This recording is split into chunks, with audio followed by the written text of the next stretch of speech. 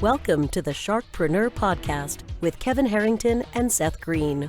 Kevin Harrington is the inventor of the infomercial, one of the original sharks from the hit TV show Shark Tank, and has generated over $5 billion in TV and digital direct response sales. Seth Greene is the world's first trusted authority on cutting-edge direct response marketing, a best-selling author, and the only 3-time Marketer of the Year nominee. On the podcast, Kevin and Seth interview sharkpreneurs who share straight talk on what it takes to explode your business. Do you want to become insanely successful? Do you want to be the go-to guru in your industry? Do you want to be talked about for all the right reasons? For over 40 years, Kevin Harrington has helped people just like you become significant influencers. Now he's broken the process down in the Key Person of Influence roadmap, and it's yours for free. Just text KPI to him at 727-888-2100. Text KPI to 727-888-2100 right now and claim your free step-by-step guide. Text KPI to 727-888-2100 to get the recognition you deserve and experience the success as the go-to voice everyone listens to in your industry today. Welcome to the SharkPreneur podcast. This is your co-host, Seth Greene. Today, I've got the good fortune to be joined by Rich Allen of Tour to Profit. Rich is a high-energy speaker, recognized author, very successful entrepreneur, and sought-after advisor to business owners. He's helped launch several new business startups, advised over 100 business owners, and is active on several for-profit and not-for-profit boards. He's the author of The Ultimate Business Tune-Up, a simple yet powerful business model that will transform the lives of small business owners, and Tour to Profit, a 52-stage race to grow your business, which has something to do with the bike in the background. Rich, thanks so much for joining us. Hey, Seth, glad to be here, man. Thanks for having me on. All right, our pleasure. Let's go back in time a little bit because I know you weren't always the Tour to Profit. How did you get started? You know, I actually got started way back when I was working for my dad. My dad started his business when he was 36 years old. Seth, at the time, he had 12 kids, and he was doing anything he could to make ends meet. So he had this great idea, thought he'd start his own business, grow this thing, and leave a legacy for his 8 sons. And while it was great at his trade, he actually started a window washing business. He had no clue how to run a business. Neither did I.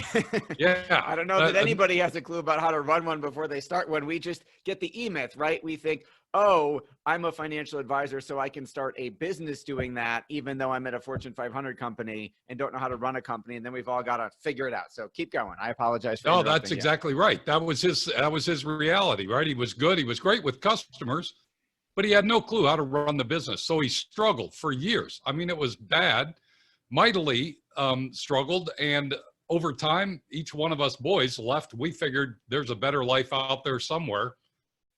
I was kind of intrigued by what he was missing.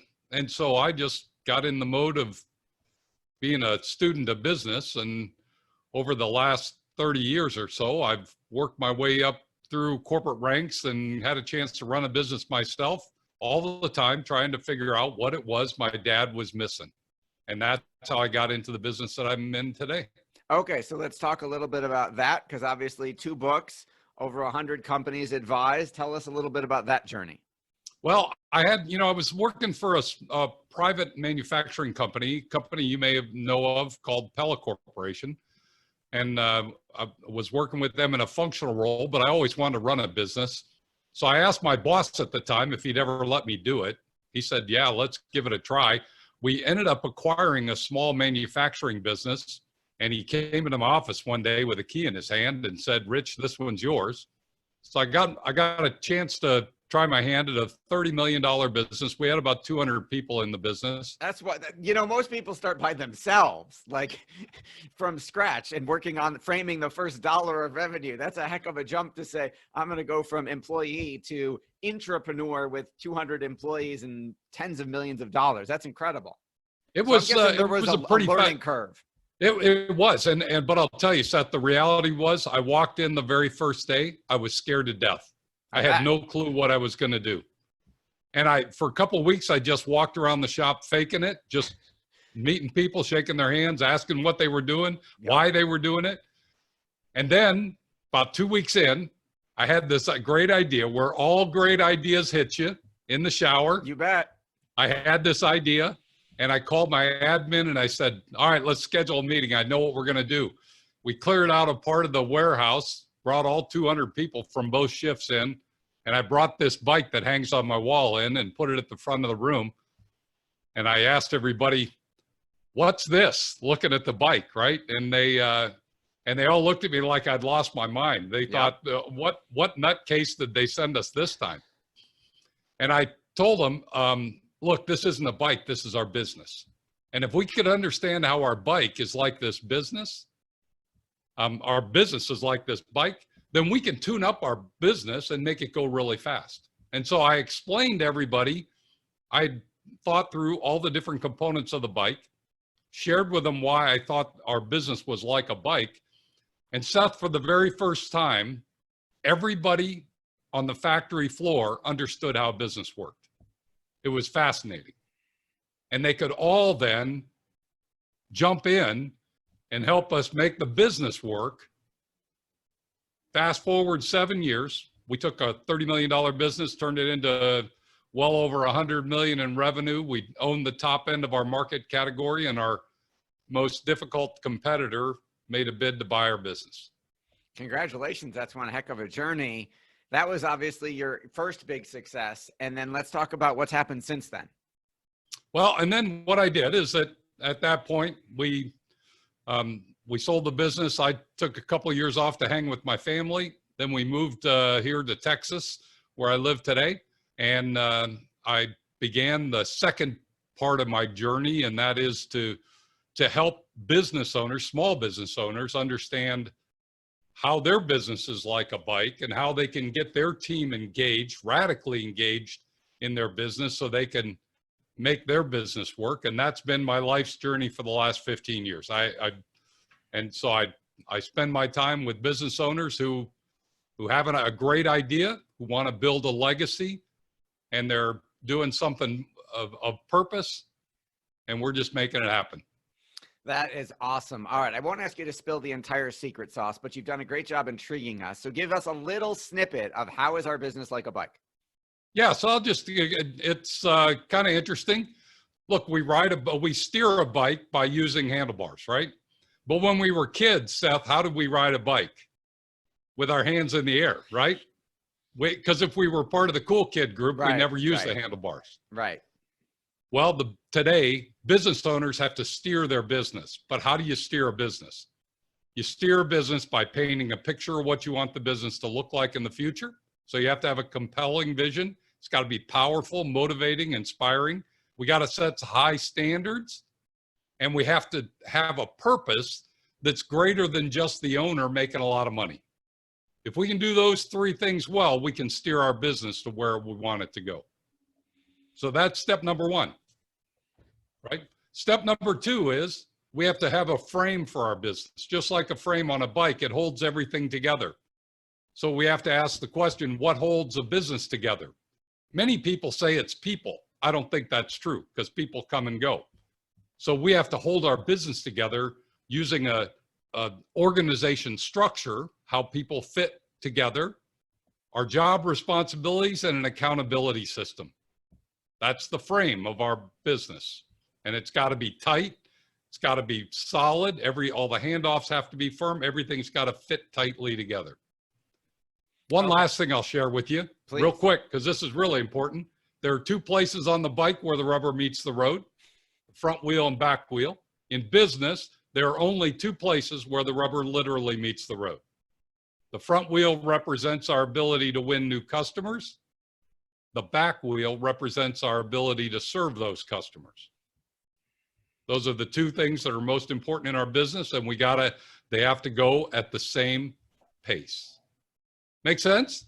Yes, makes total sense. I love the analogy. What prompted you, and I could see how that could make what could be a complicated business easier to understand. What prompted you to write the books? You know, I wrote the book, Seth, after my dad passed away. My dad passed, and my dad worked in his business until the day he died. Missed out on all the goodness that should come from owning and running your own business. He was constantly working in it, never got to enjoy it. And I decided it was time that the legacy I would leave for my dad was to take the lessons that he learned, the good and the bad, and translate them into ways so that other business owners could avoid the kind of the pains and pitfalls that my dad endured. Sure. And that's obviously part of his legacy and the legacy that came out of your work. So let's get into the weeds just a little bit. What are some of the biggest mistakes you see business owners making that you're helping them fix? Here's one thing that I find, and that is the business owner thinks they're the ones riding their bike. They're the ones on the seat doing all the pedaling. And the reality is, if you've ever watched the Tour de France race, let's say, you'll notice that the owner doesn't ride a bike. The owner's in a car on a radio telling people what's ahead, barking orders, kind of telling them what to do, giving them the strategy. And that's what a business owner needs to do. A business owner can't be successful in business if they're the ones doing all the peddling in their business. They've got to delegate that and put people in place to be able to do those things in their business. How do you address that when I'm sure a large percentage of business owners think that they have to get it done? It won't get done as well if they don't do it. How do you get them over that mental limiting belief that it has to be done their way and that, 80% of it wouldn't be good enough? Yeah, that's a big limiting belief for some people. It takes a little bit of a leap of faith to do it. But I will tell you this, it happens, it starts when business owners use a systemized approach to hire people. Because what most business owners do wrong is the first time they hire people to join their team, they take whoever's available. Or they make this decision to hire their wife's cousin or their nephew or whatever, somebody that is in the neighborhood, rather than using a process that can help them hire the best person for the job, outline what that person's going to do very systematically, and get somebody that can really perform in that role better than they can. And if they can do that just once, then they'll open their mind to what's possible. That makes total sense. How do you help them figure out how to build the systems that run the bike that other people can operate, as opposed to them thinking they've got to do it and it's got to be in their head? Yeah, here's one thing, Seth, that really is pretty important. If I were to ask most business owners to draw me their organization chart, most of them have one box or maybe two, themselves, maybe an assistant or a part-time person.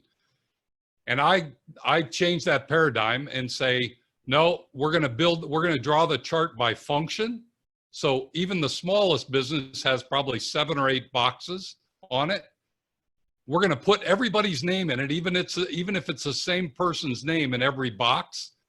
That'll tell them in their head, that'll give them an indication of why they're always tired, because they're doing 7 different roles. And then what I'd like to do is have them build that org chart for the business they want to have in 3 years, so that we'll have boxes on the chart that don't even yet exist. Once we do that, then we can start to pick off one at a time the specific functions that they're not very talented at or aren't gifted at, so that they can spend more time in their area of genius, and we'll put somebody into that specific role to do that specific task. Yeah, let's talk about that. Let's dive in a little deeper, because I think as business owners, when we first start hiring, we try and hire people like us who have the similar personalities and similar skill sets, because we think we need to clone us and we need more of us. How do you kind of educate and talk about the fact that we really need to hire for the things we're not good at so that we're not doing them? No, it is. I use a Venn diagram for that, right? That basically says, right, you have to have something that you love to do, something you're good at, and something that you can make money at, right? The typical Venn diagram. And then we ask the question, what is it that you as the business owner ought to focus on to really make your business successful? All the other things that are going on in a business typically can be done by somebody with a different skill set, but only when they see that they're not being able to spend a lot of time in the thing that they're best at will they ever go fill the role with somebody that's different than them. But you're absolutely right. Getting someone just like yourself does you no good. It's just more of the same. And we can't have everybody just being a generalist in the business. If we want to be successful, we've got to think like a big company. What would this company look like when we're big? Likely we'd have departments or divisions that did different things because they had different specialties. Okay, that makes a lot of sense. How now you've advised over 100 businesses. How does that process work? Who's your ideal client? And then how does that service happen? What does that look like? My ideal client, Seth, is somebody who owns and operates a business. My role and my objective is to help business owners who are stuck in their business. They have this great idea, but they're stuck there and they can't move themselves out. I like to help them build a team so that the team will do the business better than they can, so that they can go off and do the next great thing, make the next great investment, do the next good thing for the world. And how that happens is that we end up in situations like this where they get coaching, they get advice, they get structure and a model to follow. We also bring our business owners together so that they have community, because the one thing I find most small business owners miss is a sense of community with other like-minded business owners. They're isolated. And geez, in today's world, the risk is even greater. Absolutely. So do you have any particular industry that you feel you work better in? Do you have revenue and employee number like requirements in order to work with you? How does that work? No, not specifically. However, I will say this. Obviously my background's in manufacturing, so I'm very much a build it kind of guy. And I know that requires people as well. So I like to help businesses that want to build teams, because we shouldn't be trying to do all this on our own personal back. We ought to be building a business so others can improve themselves, grow into bigger roles, make a difference for themselves. That's my sweet spot. Absolutely. That makes a lot of sense. For our folks who are watching, who are interested in getting a copy of either of the books, where is the best place for them to go? The best place they can find it is on my website. It's called tourdeprofit.com. One word, like Tour de France, Tour de Profit, TOURDEPROFIT.com. And they'll find information about me there. Okay. This has been Seth Greene with Rich Allen of tourdeprofit.com. Rich, thanks so much for joining us. Pleasure. Thanks for having me on, Seth. Thanks everybody for watching or listening, and we'll talk to you next time. Do you need money to fund your idea, product, or service? Are you ready to take your business to the next level, but need capital to get it done? Kevin Harrington has heard more than 50,000 pitches and knows how to help you make the perfect pitch to get the funding for your entrepreneurial dream. He's distilled the process down in his perfect pitch cheat sheet, and it's yours for free. Just text PITCH to him right now at 727-888-2100. Text PITCH to 727-888-2100 right now and claim your free perfect pitch cheat sheet. Text PITCH to 727-888-2100 to start funding your dream today. This show has been produced by Market Domination, LLC. To discover how you can have your own show completely done for you and turn it into a real published book and become the authority in your marketplace, go to www.marketdominationllc.com/podcast offer.